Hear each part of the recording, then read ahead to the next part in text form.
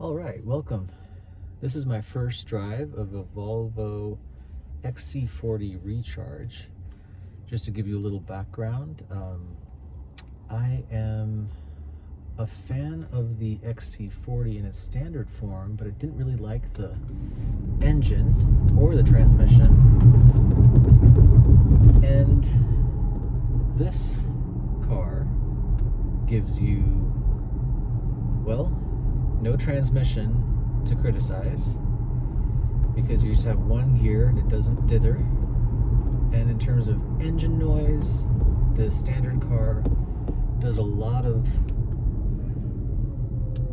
mooing, I'd call it, a lot of braying, and this car does not. And as you could probably tell from the intensity of the acceleration, this is almost a ridiculously powerful car. It's like the first time I depressed the accelerator, I almost made like an oof or a grunt, like it was like nearly eye-widening and sort of uncomfortable in a weird way. But this is exactly what people love about EVs in part, right? They love this sort of ludicrous level of acceleration. But this is a pretty cool car. It's interesting. In this iteration, it doesn't feel like an SUV or a baby crossover as much as it feels like a hot hatch. But hot hatches are not about acceleration, right? They're also about handling. And the interesting thing with this one is the handling is such that the tires let go gently.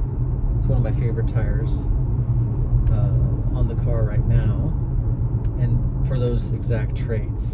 And also the one pedal driving in this car is very aggressive. If I snap off of it, you can see drags the car down as though you're applying like moderate brake pressure to the brake. So I was expecting that I would like this car more than I do a standard XC40. And as it turns out, yes, I do. But it changes the character of the car so entirely. Forgive me, I'm having to readjust this mount. It changes the character of the car so entirely, it almost doesn't feel like an XC40 anymore. It feels, well, not surprisingly, it feels a lot like the Polestar 2 product, which is essentially the same car underneath. I was worried that with the XC40, because the car was so powerful, and in the standard XC40, the steering is very loose and the brake feel and the throttle feel are kind of all disjointed, I was worried that that would translate over into the XC40 Recharge. But this has some more Polestar traits to it in a good way. Forgive me again for this mount that keeps on trying to jump out of the car. But yeah, pretty cool little hot hatch. Again, oof, that's some acceleration. But then the question becomes, once you drive it normally, when you're not applying the acceleration, the tranquility is great, right? You have that EV silence. But what it's missing, I think, and I'm trying to call up some drive modes to find a way to tamp it down a bit, but it's kind of a jerky car. The acceleration is sudden. The regeneration is sudden. And so it's a car that ends up feeling kind of sportier all the time than you might want from your EV. The impact harshness through the suspension, things like that, it might not be everyone's cup of tea, especially if they're coming to Volvo as a repeat customer.